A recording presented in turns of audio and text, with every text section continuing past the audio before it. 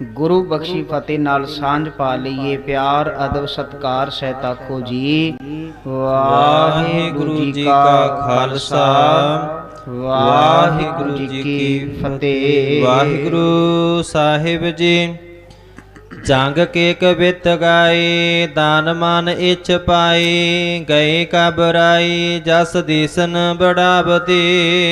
इस भंगाणी दे युद्ध दा जस ढाडी गाउंदे ने, कवि गाउंदे ने, भट्ट गाउंदे ने ते इस जस नूं गा करके गुरु साहिब तो बेअंत खुशियां लैंदे ने।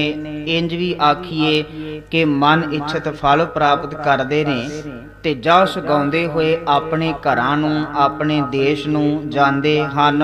केतक दिवस गुर पुर पावटे मैं फिर भई और पुर आनंद सिधावते। ते किन्ने ही दिन कलगीधर पातशाह महाराज इस पौंटा साहब की धरती ते रहे ने ते फिर उस तो बाद अपने निजी टिकाणे ते आनंदपुर साहिब नूं चाले पाउंदे हन। सकटे सुतर लदवाई असबाब केर रथ लो बहल टोरे डोरे दसर साबते।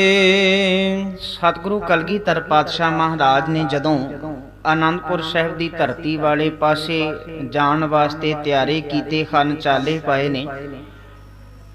जिथे कलगीधर पातशाह महाराज आप घोड़े ते सवार ने और सूरमे गुरु के प्यारे सिख घोड़ियां ते सवार ने, उथे बहुत सारियां बैल गड्डियां जिन्हां दे विच रथ आदिक ने, जिहड़े ऊठ आदिक ने, उन्हां दे उत्ते कई तरह का सुभाव आदिक लद करके ते इस तरह आनंद सहित आनंदां दी पुरी नूं चलदे हन।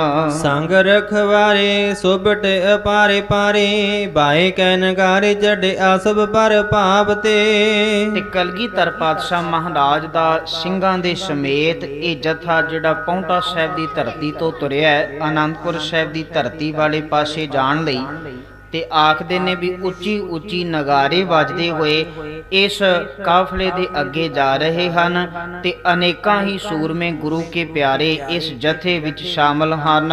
ਬਾਜੇ ਰਣਜੀਤ ਗਾਜੇ ਗਾਜ ਬਾਜ ਮਿਤ ਪ੍ਰਾਜੇ ਭਾਜੇ ਕੋਈ ਹੈ ਦਰਾਜੇ ਰਾਜੇ ਡਰ ਪਾਏ ਹੈ।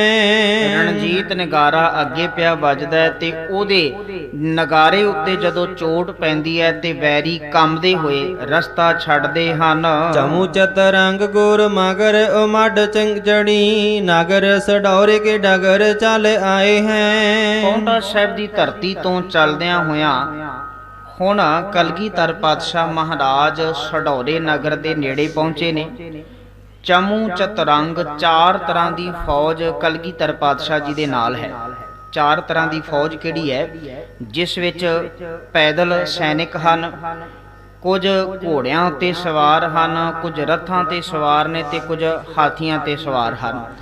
ਇਹ ਚਾਰ ਤਰ੍ਹਾਂ ਦੀ ਫੌਜ ਬੜੇ ਉਮੰਗ ਦੇ ਨਾਲ ਉਤਸ਼ਾਹ ਦੇ ਨਾਲ ਜਿੱਤ ਪ੍ਰਾਪਤ ਕਰਨ ਤੋਂ ਬਾਅਦ ਆਪਣੇ ਨਗਰ ਨੂੰ ਰਵਾਨਾ ਹੋਏ ਨੇ ਤੇ ਚੱਲਦਿਆਂ ਰਸਤੇ ਵਿੱਚ ਇਹ ਸਡੌਰੇ ਨਗਰ ਪਹੁੰਚੇ ਹਨ। ਬੁੱਧੂ ਸਾਹ ਸੁਨ ਗੁਣ ਉਤਸਾਹੇ ਚਾਹੇ ਪੁਨ ਸੇਵ ਸਭ ਕੀਨੇ ਗੁਰ ਅਗਰ ਸਦਾਏ ਹੈ। ਤੇ ਪੀਰ ਬੁੱਧੂ ਸ਼ਾਹ ਜਿਹੜਾ ਇਸ ਥਾਂ ਤੋਂ ਕਲਗੀਧਰ ਪਾਤਸ਼ਾਹ ਤੋਂ ਵਿਦਾਇਗੀ ਲੈ ਕਰਕੇ ਆਪਣੇ ਨਿੱਜੀ ਨਗਰ ਸਡੌਰੇ ਪਹੁੰਚਿਆ ਤੇ ਉਹਨੂੰ ਵੀ ਜਦੋਂ ਪਤਾ ਲੱਗਾ ਹੈ ਕਿ ਕਲਗੀਧਰ ਪਾਤਸ਼ਾਹ ਮੇਰੇ ਨਗਰ ਵਾਲੇ ਪਾਸੇ ਨੂੰ ਆ ਰਹੇ ਨੇ, ਜਦੋਂ ਉਸ ਨੂੰ ਖਬਰ ਪਤਾ ਲੱਗੀ ਹੈ ਤੇ ਸੇਵਾ ਕਰਨ ਵਾਸਤੇ ਬੜੇ ਉਤਸ਼ਾਹ ਦੇ ਨਾਲ ਉਹ ਕਲਗੀਧਰ ਪਾਤਸ਼ਾਹ ਮਹਾਰਾਜ ਨੂੰ ਅੱਗੇ ਹੋ ਕੇ ਮਿਲਿਆ।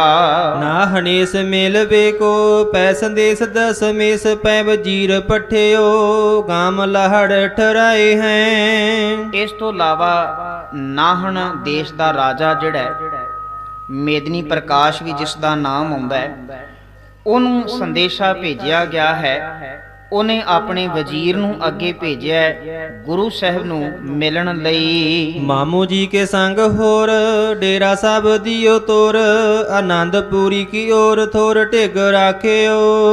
ਇਸ ਮੇਦਨੀ ਪ੍ਰਕਾਸ਼ ਰਾਜੇ ਨੇ ਜਿਹੜਾ ਕਿ ਕਾਫੀ ਸਮੇਂ ਤੋਂ ਚਾਹੁੰਦਾ ਸੀ ਕਿ ਮੈਂ ਕਲਗੀਧਰ ਪਾਤਸ਼ਾਹ ਦੇ ਦਰਸ਼ਨ ਕਰਾਂ, ਦੀਦਾਰ ਕਰਾਂ, ਉਹ ਮੇਰੇ ਦੇਸ਼ ਵਿੱਚ ਆਉਣ ਤੇ ਉਹਨਾਂ ਦੇ ਇੱਥੇ ਆਉਣ ਦੇ ਨਾਲ ਮੇਰੀ ਵਡੱਪੋਂ ਹੋਵੇ, ਮੈਨੂੰ ਵੀ ਜਿਹੜਾ ਹੈ ਮਾਣ ਸਤਿਕਾਰ ਮਿਲੇ ਤੇ ਗੁਰੂ ਸਾਹਿਬ ਦੀ ਤਾਕਤ, ਗੁਰੂ ਸਾਹਿਬ ਦੇ ਬਲ ਸਦਕਾ ਮੇਰੇ ਜਿਹੜੇ ਸਾਹਮਣੇ ਦੂਜੇ ਛੋਟੇ ਆਦਿਕ ਰਾਜੇ ਨੇ ਉਹ ਫਿਰ ਕਿਸੇ ਤਰ੍ਹਾਂ ਦਾ ਕੋਈ ਝਗੜਾ ਨਾ ਕਰਨ, ਉਹ ਮੇਰੀ ਤਾਕਤ ਨੂੰ ਮੰਨਣ ਤੇ ਇਸ ਵਾਸਤੇ ਗੁਰੂ ਸਾਹਿਬ ਦਾ ਸਹਾਰਾ ਲੈਣਾ ਚਾਹੁੰਦਾ ਸੀ।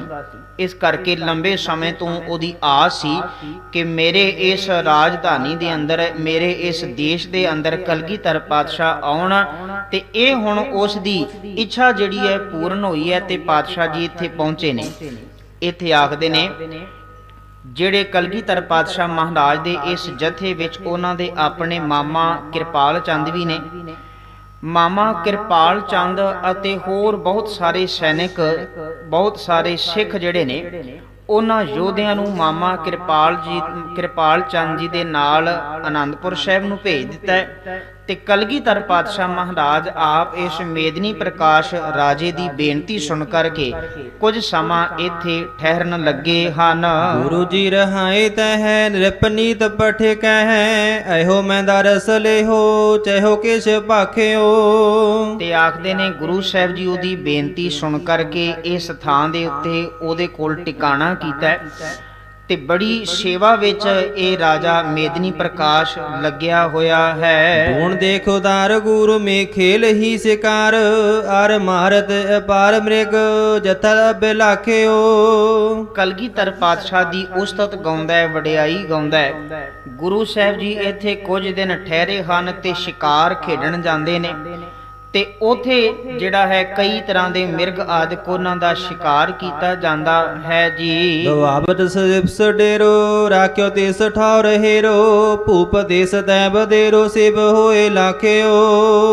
ਦੁਆਦਸ਼ ਦਿਵਸ, ਦੁਆ 2 ਨੂੰ ਤੇ 10 ਭਾਵ 10 ਦੀ ਗਿਣਤੀ ਆਖਣ ਤੋਂ ਭਾਵ 12 ਦਿਨ ਕਲਗੀਧਰ ਪਾਤਸ਼ਾਹ ਮੇਦਨੀ ਪ੍ਰਕਾਸ਼ ਉਹਦੀ ਬੇਨਤੀ ਤੇ ਉਹਦੇ ਨਾਹਣ ਦੇਸ਼ ਵਿੱਚ ਠਹਿਰੇ ਹਨ ਤੇ ਫਿਰ ਆਖਦੇ ਨੇ ਵੀ ਇਸ ਮੇਦਨੀ ਪ੍ਰਕਾਸ਼ ਰਾਜੇ ਨੇ ਕਈ ਤਰ੍ਹਾਂ ਦੀ ਸੇਵਾਵਾਂ ਜਿਹੜੀਆਂ ਨੇ ਉਹ ਕਲਗੀਧਰ ਪਾਤਸ਼ਾਹ ਮਹਾਰਾਜ ਦੀਆਂ ਕੀਤੀਆਂ ਹਨ ਤੇ ਹੋਰ ਜਿਹੜੇ ਛੋਟੇ ਰਾਜੇ ਆਦਿਕ ਸਨ ਉਹਨਾਂ ਨੂੰ ਵੀ ਕਲਗੀਧਰ ਪਾਤਸ਼ਾਹ ਜੀ ਦੀ ਸ਼ਰਨ ਵਿੱਚ ਆਉਣ ਲਈ ਆਖਦਾ ਹੈ। ਮੇਦਨੀ ਪ੍ਰਕਾਸ਼ ਕਿਤ ਚਾਹੇ ਜੋ ਆਵਨ ਇਤ, ਸਚ ਬਸਲਾਹੇ ਨਿਤ ਤਾਹੇ ਜਾਹੇ ਦੇਵ ਹੈ। ਤੇ ਉਹਦੀ ਇਹ ਚਾਹਨਾ ਸੀ ਵੀ ਕੁਝ ਸਮਾਂ ਹੋਰ ਕਲਗੀਧਰ ਪਾਤਸ਼ਾਹ ਇੱਥੇ ਰਹਿਣ ਤਾਂ ਕਿ ਮੇਰੇ ਮਨ ਦੀ ਇੱਛਾ ਪੂਰੀ ਹੋ ਜਾਵੇ। ਗੁਰੂ ਸੋ ਮਿਲਾਹੇ ਤਬ ਭੂਪ ਫਤਿਹ ਸਾਹੇ ਆਦ, ਬੈਰੀ ਜਨ ਜਾਹੇ ਸਭ ਤੁਮਰੇ ਅਪੇਵ ਹੈ।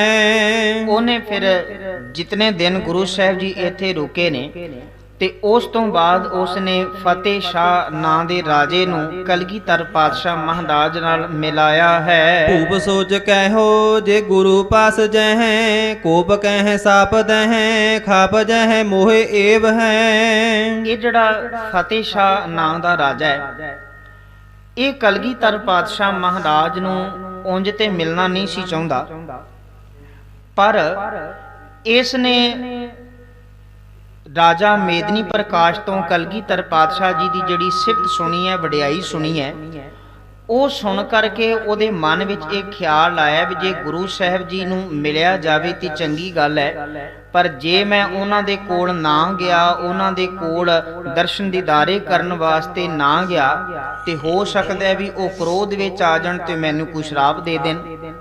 ਇਸ ਤਰ੍ਹਾਂ ਦੀ ਸੋਚ ਉਸਨੇ ਆਪਣੇ ਅੰਦਰ ਰੱਖੀ ਹੈ। ਇੱਥੇ ਰੁਕ ਕੇ ਮੈਂ ਇੱਕ ਬੇਨਤੀ ਸਾਂਝੀ ਕਰ ਦਿਆਂ। ਗੁਰੂ ਐਸਾ ਬਖਸ਼ਿਸ਼ ਕਰਨ ਵਾਲਾ ਹੈ, ਰਹਿਮਤ ਕਰਨ ਵਾਲਾ ਹੈ ਵੀ ਗੁਰੂ ਕਦੀ ਸ਼ਰਾਪ ਆਦਿਕ ਨਹੀਂ ਦਿੰਦਾ। ਅਸੀਂ ਜੋ ਆਮ ਸਾਧਾਰਨ ਤੌਰ ਤੇ ਸੁਣਦੇ ਹਾਂ, ਕਈ ਵਾਰੀ ਜਿਹੜਾ ਹੈ ਉਹ ਨਾਟਕ ਆਦਿਕ ਵਿੱਚ ਵੀ, ਟੀਵੀ ਵਿੱਚ ਵੀ ਵੇਖਦੇ ਹਾਂ ਕਿ ਕੋਈ ਰਿਸ਼ੀ ਜਿਹੜਾ ਵੀ ਕਿੰਨਿਆਂ ਹੀ ਸਾਲਾਂ ਤੋਂ ਲੰਮੇਰੀ ਤਪੱਸਿਆ ਪਿਆ ਕਰਦਾ ਹੁੰਦਾ, ਪਰ ਕਿਸੇ ਕਾਰਨ ਵਸ ਉਹਦੀ ਤਪੱਸਿਆ ਕੋਈ ਵਿਅਕਤੀ ਭੁਲੇਖੇ ਨਾਲ, ਅਣਜਾਣ ਪੁਣੇ ਨਾਲ ਭੰਗ ਕਰ ਦਿੰਦਾ ਹੈ ਤੇ ਇੰਨਿਆਂ ਸਾਲਾਂ ਦਾ ਟਿਕਿਆ ਹੋਇਆ ਜਿਸ ਦੀ ਤਪੱਸਿਆ ਭੰਗ ਹੁੰਦੀ ਹੈ ਤੇ ਉਹ ਅੱਖਾਂ ਖੋਲ੍ਹਦਿਆਂ ਸਾਰ ਆਪਣੀ ਜ਼ੁਬਾਨ ਤੋਂ ਉਸ ਨੂੰ ਸ਼ਰਾਪ ਹੀ ਦਿੰਦਾ ਹੈ। ਇੰਨੇ ਸਾਲ ਦਾ ਟਿਕਿਆ ਹੋਇਆ ਸਵਾਸ ਸਵਾਸ ਇੰਜ ਆਖੀਏ ਵੀ ਉਹ ਧਿਆਨ ਅਕਾਲ ਦਾ ਧਰਦਾ ਹੈ, ਪਰ ਅਸਲ ਅੰਦਰ ਤਪੱਸਿਆ ਭੰਗ ਹੋ ਜਾਣ ਤੇ ਉਹਦੇ ਅੰਦਰ ਕ੍ਰੋਧ ਇੰਨਾ ਪ੍ਰਬਲ ਹੁੰਦਾ ਵੀ ਜ਼ੁਬਾਨ ਤੋਂ ਪਹਿਲਾ ਅੱਖਰ ਹੀ ਉਹ ਸ਼ਰਾਪ ਦਾ ਬੋਲ ਦਿੰਦਾ ਹੈ। ਇਵੇਂ ਸਾਨੂੰ ਵਿਖਾਇਆ ਜਾਂਦਾ ਹੈ। ਪਰ ਗੁਰੂ ਕਲਗੀਧਰ ਪਾਤਸ਼ਾਹ ਮਹਾਰਾਜ ਜਾਂ ਅਸੀਂ ਆਪਣੇ ਗੁਰੂ ਤੇ ਮਾਣ ਕਰੀ ਵੀ ਗੁਰੂ ਐਸਾ ਨਹੀਂ ਹੈ ਵੀ ਜਿਹੜਾ ਕਿਸੇ ਵੀ ਤਰ੍ਹਾਂ ਦਾ ਕੋਈ ਸ਼ਰਾਪ ਦੇ ਦੇਵੇ। ਹਾਲਾਂਕਿ ਅਸੀਂ ਗੁਰੂ ਸਾਹਿਬ ਦੇ ਨਾਵਾਂ ਦੇ ਨਾਲ, ਸਿੱਖਾਂ ਦੇ ਨਾਵਾਂ ਦੇ ਨਾਲ ਬੜੀਆਂ ਹੀ ਮਨ ਘੜਤ ਅਸ਼ਰਧਾਹੀਨ ਜਿਹੜੀਆਂ ਕਹਾਣੀਆਂ ਸਾਖੀਆਂ ਜੋੜ ਕਰਕੇ ਅਸੀਂ ਆਪਣੇ ਇਸ ਅਕੀਦੇ ਨੂੰ ਧਿਆਨ ਵਿੱਚ ਨਹੀਂ ਕੀਤਾ, ਸਿਧਾਂਤ ਨੂੰ ਧਿਆਨ ਵਿੱਚ ਨਹੀਂ ਰੱਖਿਆ ਵੀ ਗੁਰੂ ਸ਼ਰਾਪ ਕੋਈ ਨਹੀਂ ਦਿੰਦਾ। ਗੁਰੂ ਤੇ ਸਗੋਂ ਮਿਹਰ ਕਰਦਾ, ਗੁਰੂ ਤੇ ਸਗੋਂ ਕਿਰਪਾ ਕਰਦਾ, ਗੁਰੂ ਤੇ ਸਗੋਂ ਦਇਆ ਕਰਦਾ। ਇੱਕ ਮੈਂ ਬੇਨਤੀ ਕਰਦਿਆਂ, ਭਰਿਆ ਹੋਇਆ ਦੀਵਾਨ ਹੈ।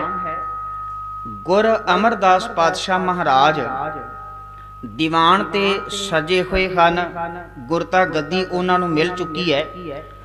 ਗੁਰੂ ਅੰਗਦ ਸਾਹਿਬ ਦੇ ਜਿਹੜੇ ਪੁੱਤਰ ਨੇ ਬਾਬਾ ਦਾਤੂ ਤੇ ਬਾਬਾ ਦਾਸੂ ਜੀ, ਭਾਵੇਂ ਉਹ ਵਿਰੋਧ ਵਿੱਚ ਨੇ, ਵਿਰੋਧ ਵਿੱਚ ਆ ਕਰਕੇ ਬਾਬਾ ਦਾਤੂ ਜੀ ਨੇ ਉਸ ਗੁਰੂ ਅਮਰਦਾਸ ਪਾਤਸ਼ਾਹ ਮਹਾਰਾਜ ਨੂੰ ਭਰੇ ਦੀਵਾਨ ਵਿੱਚ ਵੀ ਠੁੱਡਾ ਮਾਰਿਆ।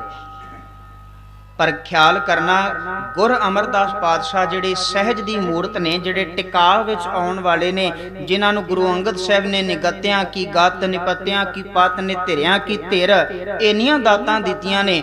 ਉਸ ਦਾਤ ਵਿੱਚੋਂ ਉਹਨਾਂ ਨੇ ਇੰਜ ਆਖਿਆ ਵੀ ਬਾਬਾ ਦਾਤੂ ਜੀ, ਮੇਰੇ ਸਰੀਰ ਵਿੱਚ ਜਿਹੜਾ ਹੈ ਹੁਣ ਬਹੁਤੀ ਜਾਨ ਨਹੀਂ, ਪਰ ਸਰੀਰ ਦੇ ਹੱਡ ਜਿਹੜੇ ਨੇ ਇੰਨੇ ਪੱਕੇ ਤੇ ਸਖਤ ਹੋ ਚੁੱਕੇ ਨੇ, ਹੋ ਸਕਦਾ ਵੀ ਤੁਹਾਡੇ ਚਰਨਾਂ ਨੂੰ ਸੱਟ ਲੱਗ ਗਈ ਹੋਵੇ।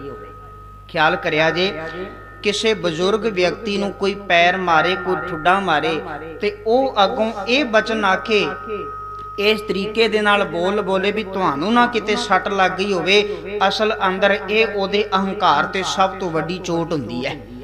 ਮੈਂ ਜਿਹੜੀ ਬੇਨਤੀ ਸਾਂਝੀ ਕਰਨੀ ਚਾਹ ਰਿਹਾ ਸੀ ਵੀ ਗੁਰੂ ਜਿਹੜਾ ਹੈ ਉਹ ਤੇ ਬਖਸ਼ਿਸ਼ਾਂ ਕਰਨ ਵਾਲਾ ਹੈ, ਰਹਿਮਤ ਕਰਨ ਵਾਲਾ ਹੈ। ਉਹ ਕੋਈ ਸ਼ਰਾਪ ਨਹੀਂ ਦਿੰਦਾ, ਉਹ ਤੇ ਸਗੋਂ ਦਰਿਆ ਦਿਲ ਅਕਾਲ ਪੁਰਖ ਵਾਹਿਗੁਰੂ ਮਾਲਕ ਦਾ ਹੀ ਰੂਪ ਹੈ, ਤੇ ਉਹ ਹਮੇਸ਼ਾ ਜੀਵਾਂ ਤੇ ਦਇਆ ਕਰਨ ਵਾਲਾ ਹੈ, ਹਮੇਸ਼ਾ ਰਹਿਮਤ ਕਰਨ ਵਾਲਾ ਹੈ। ਜਿਹਨੂੰ ਕਲਗੀਧਰ ਪਾਤਸ਼ਾਹ ਦੇ ਬਚਨ ਵੀ ਅਸੀਂ ਪੜ੍ਹਦੇ ਵੀ ਕੋਈ ਰੱਬ ਦੀ ਭਗਤੀ ਨਾ ਵੀ ਕਰੇ, ਕੋਈ ਰੱਬ ਦੇ ਗੁਣਾਂ ਨੂੰ ਨਾ ਵੀ ਗਾਵੇ, ਤਾਂ ਵੀ ਉਹ ਉਹਨਾਂ ਦੋਖੀਆਂ ਨੂੰ ਦਾਤਾਂ ਦਿੰਦਾ ਹੋਇਆ ਥੱਕਦਾ ਹੀ ਨਹੀਂ ਹੈ, ਦਾਤਾਂ ਦਿੰਦਾ ਹੋਇਆ ਅੱਕਦਾ ਹੀ ਨਹੀਂ ਹੈ। ਗੁਰੂ ਗ੍ਰੰਥ ਸਾਹਿਬ ਦੀ ਵੀ ਇੱਕ ਪਵਿੱਤਰ ਪੰਕਤੀ ਹੈ, ਅਕਿਰਤ ਘਣਾ ਨੂੰ ਪਾਲਦਾ, ਉਹ ਤੇ ਅਕਿਰਤ ਘਣਾ ਨੂੰ ਵੀ ਪਾਲਦਾ।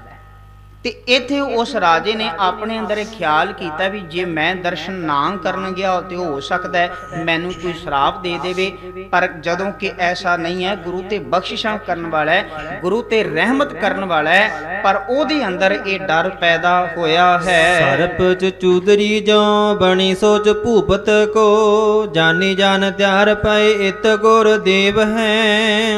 ਹੁਣ ਉਹਦੇ ਮਨ ਵਿੱਚ ਜਿਹੜਾ ਡਰ ਪਿਆ ਹੋਇਆ, ਉਸ ਡਰ ਦੇ ਕਾਰਨ ਕਰਕੇ ਇੱਕ ਪਾਸੇ ਤੇ ਜਾਣਾ ਵੀ ਚਾਹੁੰਦਾ ਤੇ ਦੂਜੇ ਪਾਸੇ ਨਹੀਂ ਜਾਣਾ ਚਾਹੁੰਦਾ।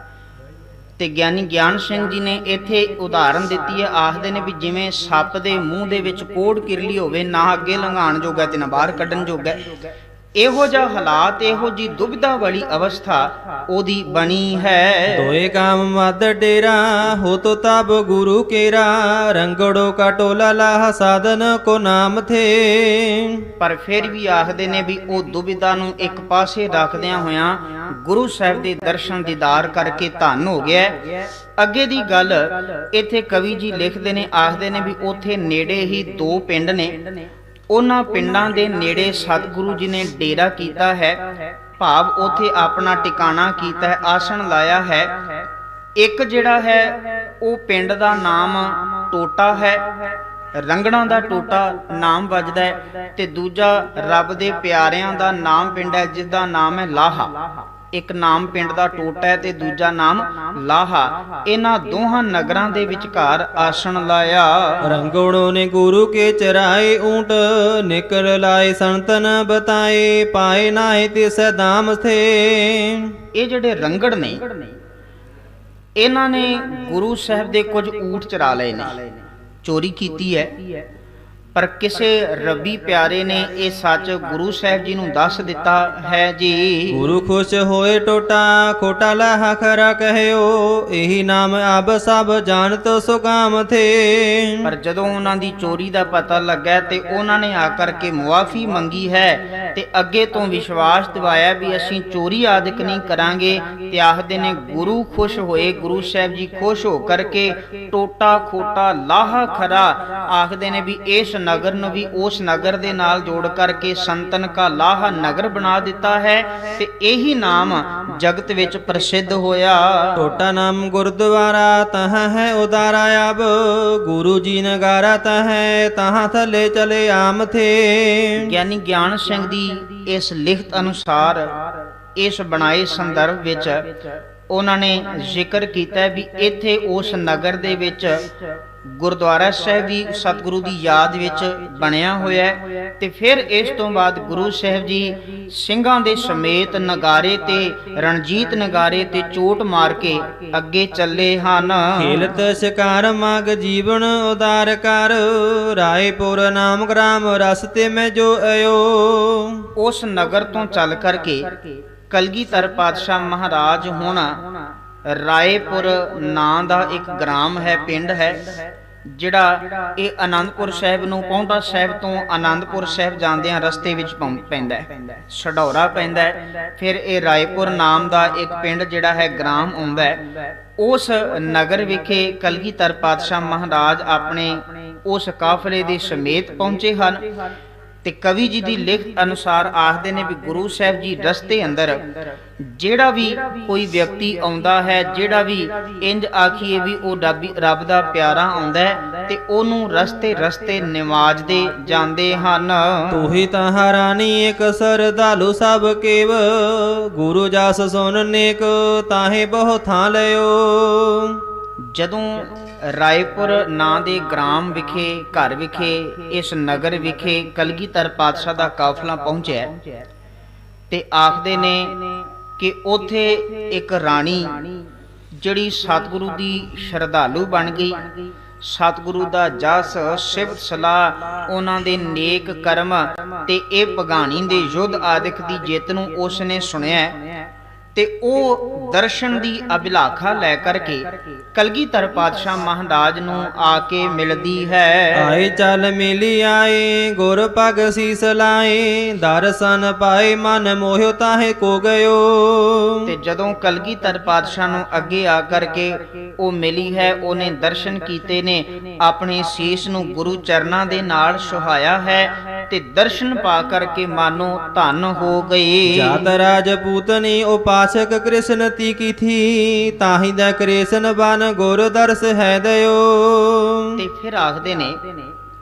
ਕਲਗੀਧਰ ਪਾਤਸ਼ਾਹ ਮਹਾਰਾਜ ਨੂੰ ਜਿਸ ਵਕਤ ਉਹ ਮਿਲੀ ਹੈ, ਜਿਸ ਵਕਤ ਕਲਗੀਧਰ ਪਾਤਸ਼ਾਹ ਦਾ ਜਸ ਸੁਣਿਆ, ਉਹਨਾਂ ਦੀ ਸਿਫਤ ਸਲਾਹ ਸੁਣੀ ਹੈ ਤੇ ਸਿਫਤ ਸਲਾਹ ਸੁਣਨ ਤੋਂ ਬਾਅਦ ਆਖਦੇ ਨੇ ਵੀ ਉਹ ਗੁਰੂ ਦੀ ਮੁਰੀਦ ਹੋ ਗਈ ਹੈ। ਪਰ ਪਹਿਲਾਂ ਉਹ ਇੱਕ ਕ੍ਰਿਸ਼ਨ ਦੀ ਮੁਰੀਦ ਹੈ, ਜਿਹੜਾ ਗੋਪੀਆਂ ਦਾ ਰਖਵਾਲਾ ਹੈ, ਗਾਵਾਂ ਦਾ ਰਖਵਾਲਾ ਹੈ, ਉਸ ਦੀ ਮੁਰੀਦ ਸੀ, ਉਸ ਦੇ ਦਰਸ਼ਨਾਂ ਦੀ ਅਭਿਲਾਖਾ ਕਰਦੀ ਰਹਿੰਦੀ ਸੀ। ਪਰ ਜਿਸ ਵਕਤ ਉਹਨੇ ਕਲਗੀਧਰ ਪਾਤਸ਼ਾਹ ਜੀ ਦੀ ਸਿਫਤ ਨੂੰ ਵਡਿਆਈ ਨੂੰ ਸੁਣਿਆ ਤੇ ਇਹ ਫਿਰ ਉਹ ਰਾਜਪੂਤਨੀ ਜਿਹੜੀ ਰਾਣੀ ਹੈ ਉਹ ਕਲਗੀਧਰ ਪਾਤਸ਼ਾਹ ਮਹਾਰਾਜ ਦੀ ਇਸ ਤਰ੍ਹਾਂ ਉਪਾਸਕ ਬਣੀ ਹੈ। ਮੁਕਤ ਲੁਕਟ ਪਗ ਲਟ ਪਟੀ ਛੂਟੀ ਲਟ, ਕਲੰਗੀ ਚੁਲਤ ਮੋਰ ਸਲ ਪੰਖ ਸੋਲਸਤ ਹੈ। ਤੇ ਕਵੀ ਜੀ ਦੇ ਇੱਥੇ ਲਿਖਤ ਅਨੁਸਾਰ ਆਖਦੇ ਨੇ ਕਲਗੀਧਰ ਪਾਤਸ਼ਾਹ ਮਹਾਰਾਜ ਨੇ ਇੱਕ ਵਾਰ ਉਹਨੂੰ ਉਸੇ ਹੀ ਰੂਪ ਵਿੱਚ ਜਿਹੜੀ ਉਹਦੀ ਇੱਛਾ ਹੈ, ਜਿਹੜੀ ਉਹਦੇ ਅੰਦਰ ਦਾ ਚਾਹਨਾ ਹੈ, ਉਸੇ ਰੂਪ ਵਿੱਚ ਹੀ ਮਾਨੋ ਦਰਸ਼ਨ ਦੀਦਾਰ ਦਿੱਤੇ ਨੇ। ਖਿਆਲ ਕਰਨਾ, ਜਦੋਂ ਗੁਰੂ ਗ੍ਰੰਥ ਸਾਹਿਬ ਮਹਾਰਾਜ ਅੰਦਰ ਵੀ ਅਸੀਂ ਭੱਟਾਂ ਦੇ ਸਵਈਏ ਪੜ੍ਹਦੇ ਹਾਂ, ਕਿਉਂਕਿ ਭੱਟ ਜਿਹੜੇ ਨੇ ਉਹਨਾਂ ਦਾ ਜਨਮ ਜਿਹੜਾ ਹੈ ਉਹ ਗੁਰਮਤ ਅੰਦਰ ਨਹੀਂ, ਗੁਰੂ ਘਰ ਦੇ ਅੰਦਰ ਨਹੀਂ, ਸਿੱਖੀ ਸਿਧਾਂਤ ਦੇ ਅੰਦਰ ਨਹੀਂ ਹੋਇਆ। ਉਹਨਾਂ ਦੇ ਅੰਦਰ ਜਿਹੜਾ ਹੈ ਉਹ ਸਨਾਤਨ ਮਤ ਦਾ ਪ੍ਰਭਾਵ ਹੈ। ਇਸ ਕਰਕੇ ਸਨਾਤਨ ਮਤ ਦੇ ਜਿਹੜੇ ਇਸ਼ਟ ਨੇ, ਜਿਹੜੇ ਉਹ ਭਗਵਾਨ ਮੰਨਦੇ ਨੇ, ਤੇ ਜਿਸ ਵਕਤ ਉਹ ਗੁਰੂ ਨਾਨਕ ਸਾਹਿਬ ਦੀ ਭੱਟ ਉਸਤਤ ਲਿਖਦੇ ਨੇ, ਗੁਰੂ ਅੰਗਦ ਸਾਹਿਬ ਦੀ ਉਸਤਤ ਲਿਖਦੇ ਨੇ, ਗੁਰੂ ਅਰਜਨ ਸਾਹਿਬ ਮਹਾਰਾਜ ਦੀ ਉਸਤਤ ਲਿਖਦੇ ਨੇ, ਤੇ ਉਹ ਫਿਰ ਉਹਨਾਂ ਨਾਵਾਂ ਨਾਲ ਹੀ ਸੰਬੋਧਨ ਕਰਕੇ ਲਿਖਦੇ ਹਨ। ਜਿਵੇਂ ਅਸੀਂ ਸਵਈਆ ਪੜ੍ਹਦੇ ਹਾਂ, ਜਿਹਦੇ ਵਿੱਚ ਉਹ ਭੱਟ ਜੀ ਨੇ ਜ਼ਿਕਰ ਕੀਤਾ ਹੈ ਗੁਰੂ ਨਾਨਕ ਸਾਹਿਬ ਦੀ ਉਸਤਤ ਕਰਦਿਆਂ ਹੋਇਆਂ ਕਿ ਜਿਵੇਂ ਕ੍ਰਿਸ਼ਨ ਆਦਿਕ ਜਿਹੜਾ ਹੈ, ਜਿਵੇਂ ਰਾਮ ਹੈ, ਸਾਡੇ ਵਾਸਤੇ ਇਹ ਗੁਰੂ ਨਾਨਕ ਸਾਹਿਬ ਤੂੰ ਵੀ ਉਹੀ ਹੈ। ਜਿਹੜਾ ਸਤਜੁਗ ਵਿੱਚ ਹੋਇਆ, ਜਿਹੜਾ ਦੁਆਪਰ ਵਿੱਚ ਹੋਇਆ, ਸਾਡੇ ਵਾਸਤੇ ਅੱਜ ਤੂੰ ਉਹੀ ਹੈ। ਅਸੀਂ ਹੁਣ ਉਹਦੀ ਸ਼ਰਨ ਨਹੀਂ ਜਾਂਦੇ, ਅਸੀਂ ਤੇ ਸੱਚਮੁੱਚ ਅੱਜ ਤੋਂ ਬਾਅਦ ਤੇਰੀ ਸ਼ਰਨ ਵਿੱਚ ਆ ਗਏ ਹਾਂ। ਇਸ ਤਰੀਕੇ ਦੇ ਨਾਲ, ਇਸ ਢੰਗ ਦੇ ਨਾਲ ਇਹ ਰਾਣੀ ਜਿਹੜੀ ਹੈ ਉਹ ਭਾਵੇਂ ਪਹਿਲਾਂ ਕਿ ਕ੍ਰਿਸ਼ਨ ਦੀ ਉਪਾਸਕ ਸੀ, ਪਰ ਅੱਜ ਕਲਗੀਧਰ ਪਾਤਸ਼ਾਹ ਮਹਾਰਾਜ ਜੀ ਦੀ ਉਪਾਸਕ ਬਣ ਗਈ ਹੈ। ਉਹਨਾਂ ਦੇ ਦਰਸ਼ਨ ਦੀਦਾਰ ਕਰਕੇ, ਉਹਨਾਂ ਦੇ ਚਰਨਾਂ ਤੇ ਨਤਮਸਤਕ ਹੋ ਕਰਕੇ, ਤੇ ਫਿਰ ਉਹੀ ਆਖਦੇ ਨੇ ਵੀ ਉਹਨਾਂ ਦੀ ਉਪਾਸਕ ਬਣ ਕਰਕੇ ਆਪਣਾ ਜੀਵਨ ਸਫਲ ਬਣਾਉਂਦੀ ਹੈ। ਪਾਏ ਨਿਜ ਇਸ਼ਟ ਅਬ ਪਿਸ਼ਟ ਸ੍ਰਿਸ਼ਟ ਸਾ ਪ੍ਰਭ ਅਤ ਉਤਕ੍ਰਿਸ਼ਟ ਆਨੰਦ ਮੈਂ ਪੈ ਗਈ। ਤੇ ਫਿਰ ਆਖਦੇ ਨੇ ਵੀ ਮਾਨੋ ਕਲਗੀਧਰ ਪਾਤਸ਼ਾਹ ਮਹਾਰਾਜ ਦਾ ਦੀਦਾਰ ਕਰਕੇ ਆਨੰਦ ਵਿੱਚ ਆਈ ਹੈ। ਬਾਰ ਬਾਰ ਬੇਨਤੀ ਉਚਾਰ ਕੇ ਜੋਹਾਰ ਗੁਰੈ ਬਾਗ ਮੈਂ ਉਤਾਰ ਕੇ ਗਾਰ ਨਿਜ ਮੈਂ ਗਈ। ਤੇ ਫਿਰ ਆਖਦੇ ਨੇ ਕਲਗੀਧਰ ਪਾਤਸ਼ਾਹ ਮਹਾਰਾਜ ਨੂੰ ਵਾਰ-ਵਾਰ ਰੁਕਣ ਵਾਸਤੇ ਉਸਨੇ ਬੇਨਤੀ ਕੀਤੀ ਹੈ ਕਿ ਮੈਂ ਤੁਹਾਡਾ ਦਰਸ਼ਨ ਕਰਕੇ ਤੇ ਧੰਨ ਹੋ ਗਈ ਹਾਂ, ਜੀਵਨ ਸਫਲ ਬਣਾਇਆ ਹੈ, ਮੈਨੂੰ ਕੁਝ ਕੁ ਸਮਾਂ ਆਪਣੀ ਸੇਵਾ ਵਿੱਚ ਵੀ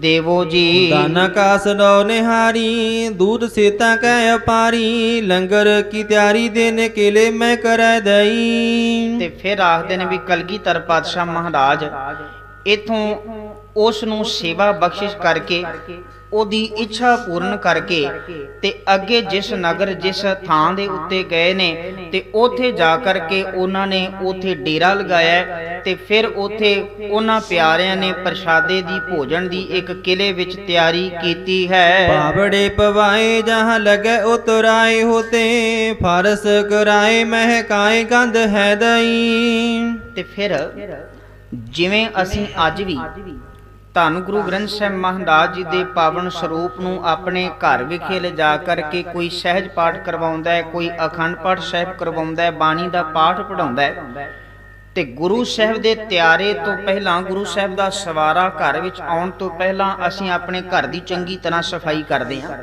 ਜਿਸ ਥਾਂ ਤੇ ਗੁਰੂ ਸਾਹਿਬ ਜੀ ਦਾ ਪ੍ਰਕਾਸ਼ ਕੀਤਾ ਜਾਂਦਾ ਹੈ, ਉਸ ਸਥਾਨ ਦੀ ਸਫਾਈ ਕੀਤੀ ਜਾਂਦੀ ਹੈ, ਧੋਤਾ ਜਾਂਦਾ ਹੈ।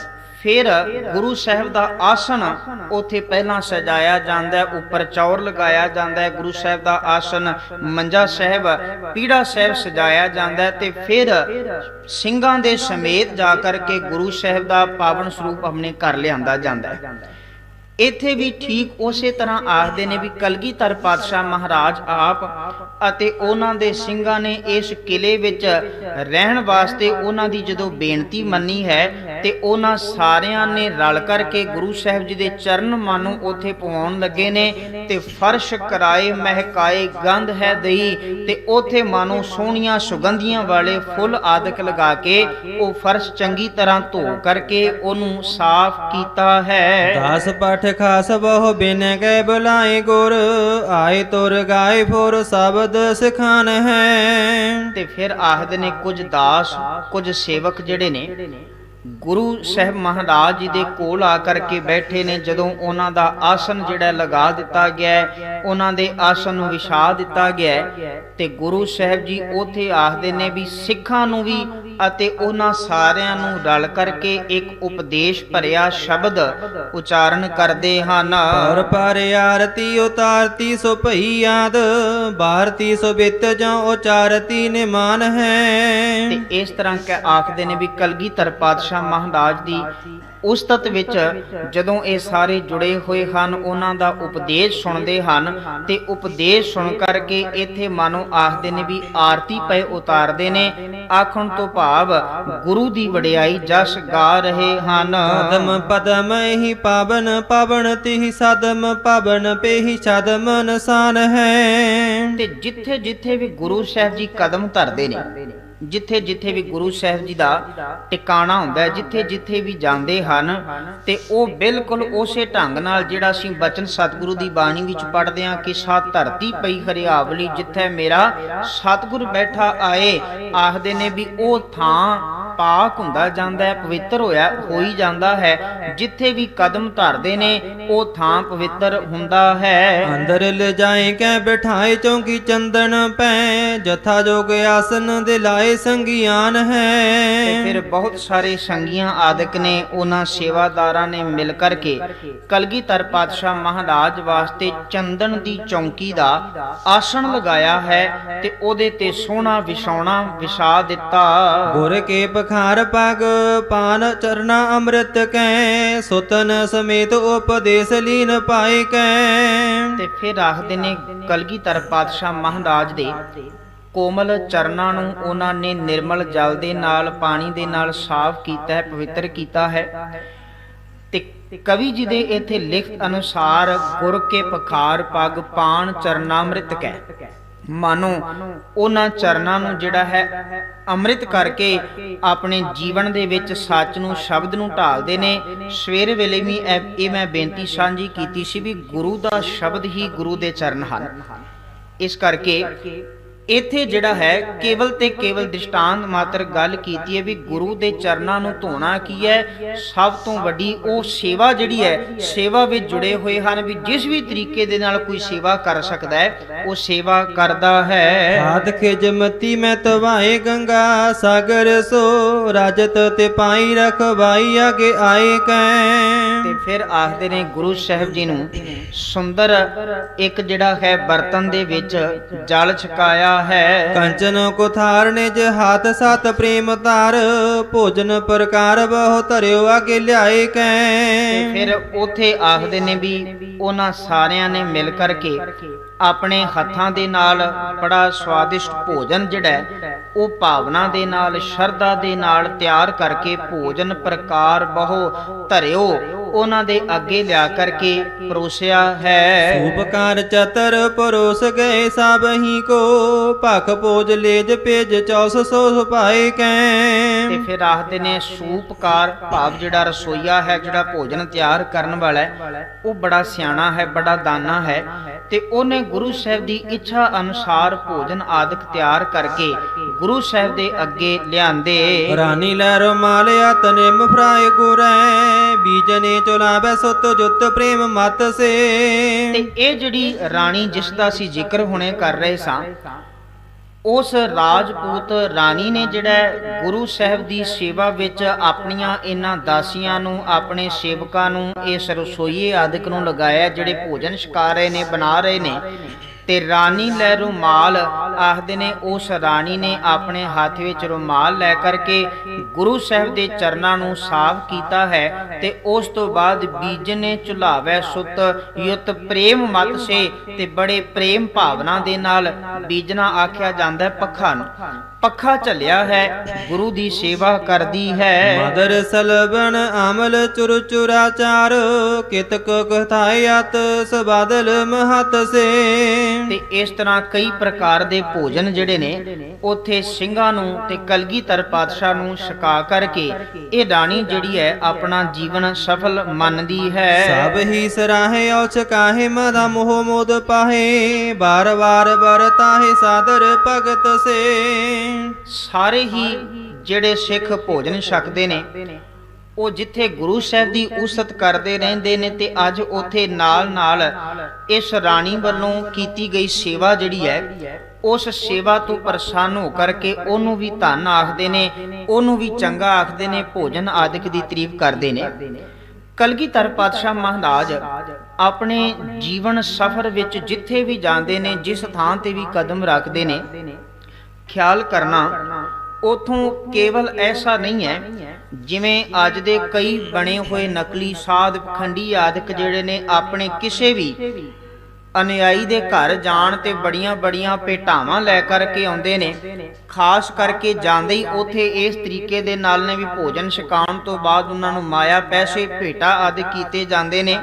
ਪਰ ਹਜ਼ੂਰ ਦਾ ਕਲਗੀਧਰ ਪਾਤਸ਼ਾਹ ਜੀ ਦਾ ਗੁਰੂ ਸਾਹਿਬ ਦਾ ਆਪਣਾ ਸਿਧਾਂਤ ਹੈ ਵੀ ਜਿਸ ਥਾਂ ਤੇ ਵੀ ਜਾਂਦੇ ਨੇ ਉੱਥੇ ਐਸਾ ਨਹੀਂ ਵੀ ਜਿਵੇਂ ਅੱਜ ਕੇਵਲ ਭੋਜਨ ਛਕਿਆ, ਸਗੋਂ ਆਖਦੇ ਨੇ ਵੀ ਉਹਨਾਂ ਨੂੰ ਕੋਈ ਉਪਦੇਸ਼ ਵੀ ਦਿੰਦੇ ਨੇ, ਜਿਸ ਉਪਦੇਸ਼ ਦੇ ਸਦਕਾ ਉਹਨਾਂ ਦਾ ਜੀਵਨ ਦ੍ਰਿੜ ਹੋ ਜਾਂਦਾ ਹੈ। ਇੱਕੋ ਬੇਨਤੀ ਕਰਕੇ ਮੈਂ ਸਮਾਪਤੀ ਕਰਨ ਲੱਗਾ। ਸਤਿਗੁਰੂ ਦੀ ਪਵਿੱਤਰ ਬਾਣੀ ਦਾ, ਗੁਰਮਤਿ ਦਾ ਫਲਸਫਾ ਸਿਧਾਂਤ ਇਹ ਆਖਦਾ ਹੈ ਵੀ ਅਸੀਂ ਸਾਰੇ ਜਿਉਂਦੇ ਜੀ ਆਪਣੇ ਮਾਤਾ ਪਿਤਾ ਦੀ ਸੇਵਾ ਕਰੀਏ। ਸਨਾਤਨ ਮਤ ਵਾਲੇ ਜਿਹੜੇ ਨੇ ਉਹਨਾਂ ਵਿੱਚ ਇੱਕ ਧਰਮ ਦੀ ਕਿਰਿਆ ਇਸ ਤਰ੍ਹਾਂ ਦੀ ਪ੍ਰਚਲਿਤ ਹੈ ਵੀ ਉਹ ਆਪਣੇ ਮਰ ਚੁੱਕੇ ਜਿਹੜੇ ਪਿੱਤਰ ਆਦਿਕ ਨੇ ਉਹਨਾਂ ਦੇ ਨਾਂ ਦੇ ਉੱਤੇ ਸ਼ਰਾਧ ਕਰਾਉਂਦੇ ਨੇ, ਭੋਜਨ ਆਦਿਕ ਪੰਡਿਤ ਨੂੰ ਸੱਦ ਕਰਕੇ ਖਵਾਉਂਦੇ ਨੇ ਤੇ ਉਹ ਪੰਡਿਤ ਆਦਿਕ ਉਹਨਾਂ ਨੂੰ ਦਿਲਾਸਾ ਦਿੰਦਾ ਵੀ ਇਹ ਭੋਜਨ ਤੁਹਾਡੇ ਪਿੱਤਰਾਂ ਨੂੰ ਪਹੁੰਚ ਜਾਵੇਗਾ। ਯਾਦ ਰੱਖਣਾ, ਗੁਰਮਤਿ ਦਾ ਇਹਨਾਂ ਸ਼ਰਾਧਾਂ ਦੇ ਨਾਲ ਕੋਈ ਸੰਬੰਧ ਨਹੀਂ ਹੈ, ਸਗੋਂ ਗੁਰਮਤਿ ਨੇ ਤੇ ਇਹ ਗੱਲ ਸਮਝਾਈ ਹੈ, ਇਹ ਗੱਲ ਸਿਖਾਈ ਹੈ ਕਿ ਜਿੱਥੇ ਅਸੀਂ ਜਿਉਂਦੇ ਜੀ ਹਾਂ, ਆਪਣੇ ਮਾਤਾ ਪਿਤਾ ਦੇ ਨਾਲ ਰਹਿ ਰਹੇ ਹਾਂ ਤੇ ਅਸੀਂ ਉਹਨਾਂ ਦੀ ਸੇਵਾ ਜਿਹੜੀ ਵੀ ਜਿਉਂਦਿਆਂ ਜੀ ਕਰੀਏ। ਪਰ ਮੈਂ ਜਿਹੜੀ ਬੇਨਤੀ ਸਾਂਝੀ ਕਰਨ ਲੱਗਾ ਸਾਂ, ਸਨਾਤਨ ਮਤ ਵਾਲਿਆਂ ਦਾ ਤੇ ਧਰਮ ਦਾ ਕਾਰਜ ਇਹ ਹੈ, ਉਹਨਾਂ ਨੂੰ ਆਖਦੇ ਨੇ, ਉਹਨਾਂ ਦੇ ਵੇਦ ਸ਼ਾਸਤਰ ਆਖਦੇ ਨੇ ਵੀ ਉਹ ਸ਼ਰਾਧ ਕਰਨ, ਭੋਜਨ ਖਵਾਉਣ, ਪਰ ਅੱਜ ਦੇਖਾ ਦੇਖੀ ਆਪਣੇ ਆਪ ਨੂੰ ਸਿੱਖ ਖਵਾਉਣ ਵਾਲੇ, ਬਾਣੀ ਪੜ੍ਹਨ ਤੇ ਪੜ੍ਹਾਉਣ ਵਾਲੇ ਵੀ ਆਪਣੇ ਘਰਾਂ ਵਿੱਚ ਉਹਨਾਂ ਹੀ ਦਿਨਾਂ ਵਿੱਚ ਸ਼ਰਾਧ ਕਰਾਉਂਦੇ ਫਿਰਦੇ ਨੇ। ਮੈਂ ਜਿਹੜੀ ਬੇਨਤੀ ਸਾਂਝੀ ਕਰਨੀ ਸੀ, ਥੋੜਾ ਧਿਆਨ ਦਿਆ ਜੇ। ਤਰੀਕਾ ਉਹਨਾਂ ਦਾ ਕੀ ਆ ਵੀ ਉਹ ਕਿਸੇ ਪੰਡਿਤ ਨੂੰ ਬੁਲਾਉਂਦੇ ਨੇ ਤੇ ਸਾਡੇ ਵਾਲਿਆਂ ਨੇ ਤਰੀਕਾ ਲੱਭ ਲਿਆ ਵੀ ਇਹ ਗੁਰਦੁਆਰਾ ਸਾਹਿਬ ਦੇ ਭਾਈ ਸਾਹਿਬ ਨੂੰ, ਗ੍ਰੰਥੀ ਸਾਹਿਬਾਨਾਂ ਨੂੰ ਬੁਲਾ ਕਰਕੇ ਤਰੀਕਾ ਉਹੀ ਹੈ ਵੀ ਸ਼ਰਾਧ ਆਦਿ ਖਵਾਉਂਦੇ ਫਿਰਦੇ ਨੇ। ਮੈਂ ਬੇਨਤੀ ਸਾਂਝੀ ਕਰਦਿਆਂ, ਭਾਵੇਂ ਗੁਰੂ ਕੇ ਸਿੱਖ ਨੂੰ ਪ੍ਰਸ਼ਾਦਾ ਛਕਾਉਣ ਦਾ ਮਹੱਤਵ ਵੀ ਜਿਹੜਾ ਗੁਰ ਇਤਿਹਾਸ ਵਿੱਚੋਂ ਅਸੀਂ ਪੜ੍ਹਦੇ ਹਾਂ, ਪਰ ਖਿਆਲ ਕਰਨਾ ਖਾਸ ਕਰਕੇ ਇਹਨਾਂ ਸ਼ਰਾਧਾਂ ਦੇ ਦਿਨਾਂ ਦੇ ਅੰਦਰ ਜਿਹੜਾ ਕੋਈ ਇਸ ਢੰਗ ਦੇ ਨਾਲ, ਤਰੀਕੇ ਦੇ ਨਾਲ ਕਿਸੇ ਘਰ ਵਿੱਚ ਜਾ ਕਰਕੇ ਭੋਜਨ ਪਿਆ ਖਾਂਦਾ ਹੈ, ਖਿਆਲ ਕਰੇ ਉਹ ਬਾਣੀ ਦੀ ਸਿੱਖਿਆ ਨੂੰ, ਸਿਧਾਂਤ ਨੂੰ ਜ਼ਰੂਰ ਸਮਝਾਏ ਕਿ ਤੁਸੀਂ ਜਿਉਂਦੇ ਜੀ ਮਾਤਾ ਪਿਤਾ ਦੀ ਸੇਵਾ ਕਰੋ। ਇਹ ਜਿਹੜਾ ਭੋਜਨ ਮੈਂ ਖਾਧਾ ਹੈ ਮੇਰੇ ਕੋਲ ਹੀ ਰਹਿ ਜਾਣਾ, ਕਿਸੇ ਦੂਜੇ ਥਾਂ ਤੇ ਤੁਹਾਡੇ ਪਿਤਰਾਂ ਨੂੰ ਨਹੀਂ ਪਹੁੰਚਣਾ। ਤੁਸੀਂ ਲੋੜਵੰਦਾਂ ਦੀ ਮਦਦ ਕਰੋ, ਕਿਸੇ ਭੁੱਖੇ ਨੂੰ ਭੋਜਨ ਛਕਾਓ, ਕਿਸੇ ਰਾਹੀ ਪਾਂਦੀ ਨੂੰ ਉਹਦੀ ਮੰਜ਼ਿਲ ਤੱਕ ਪਹੁੰਚਾ ਦਿਓ, ਕਿਸੇ ਲੋੜਵੰਦ ਨੂੰ ਵਸਤਰ ਦੇ ਦਿਓ।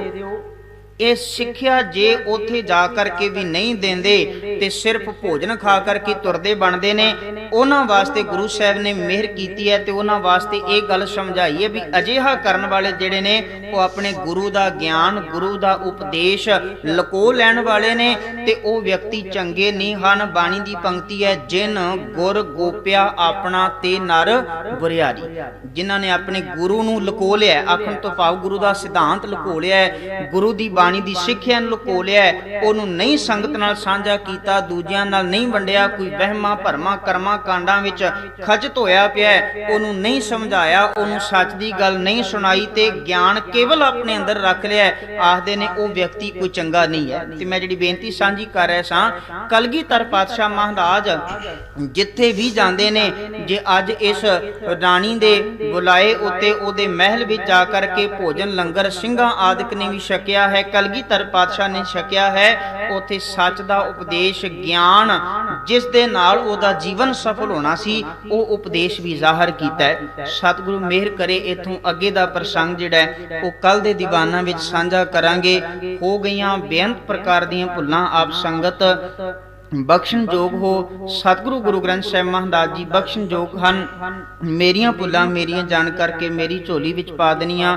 ਗੁਰੂ ਕਾ ਸਿਧਾਂਤ, ਸ਼ਬਦ ਦੀ ਬਾਣੀ ਦੀ ਵਿਚਾਰ, ਇਤਿਹਾਸ ਦੀ ਵਿਚਾਰ ਜੋ ਸਾਂਝੀ ਕੀਤੀ ਹੈ, ਅਰਦਾਸ ਕਰਨੀ ਸਾਡੇ ਸਭਨਾਂ ਦੇ ਜੀਵਨ ਦਾ ਹਿੱਸਾ ਬਣ ਜਾਵੇ। ਹੋਈਆਂ ਭੁੱਲਾਂ ਦੀ ਖਿਮਾ।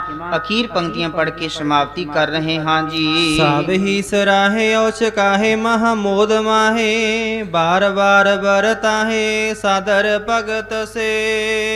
ਵਾਹਿਗੁਰੂ ਜੀ ਕਾ ਖਾਲਸਾ, ਵਾਹਿਗੁਰੂ ਜੀ ਕੀ ਫਤਿਹ।